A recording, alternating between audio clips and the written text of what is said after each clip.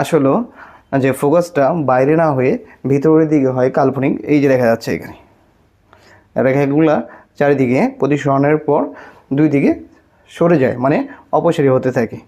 এরপরে যদি আমরা দেখি, এটা হচ্ছে একদিকে উত্তল। একদিকে উত্তল হলে এই যে এটা এদিকে সরে যাচ্ছে, আর এদিকে দিলে এটা ফোকাস হচ্ছে, এই যে এখানে ফোকাস।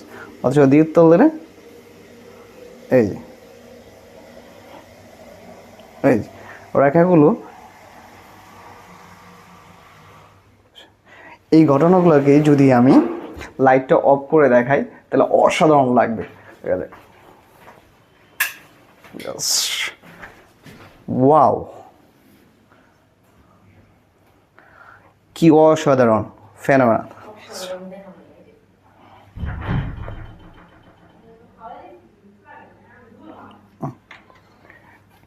এরপরে এটার ক্ষেত্রে ওয়াও ওয়াও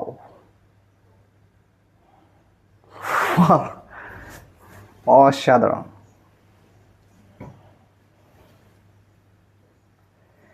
ওয়াও,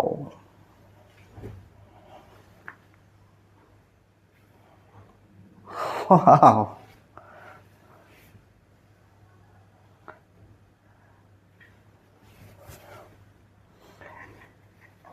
এরপরে আরেকটাকে যদি দেখানো যায়,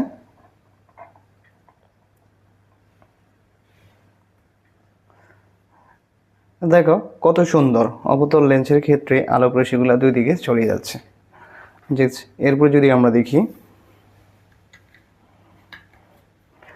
একটা অবতলের ক্ষেত্রে, সেক্ষেত্রে অনেক সুন্দরভাবে দেখা যাচ্ছে।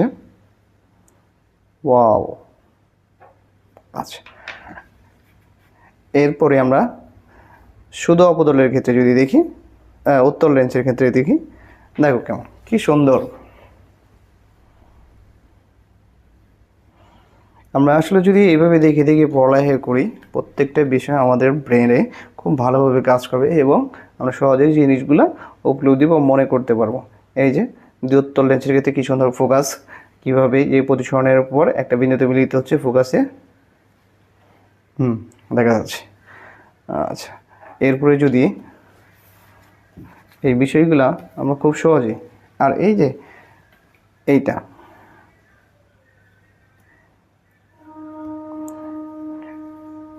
তবে তোমরা সবাই দেখছো তোমাদের কোন লেন্সের প্রতিসরণের ঘটনাটা ভালো লাগছে সেটা সবাই জানাবে।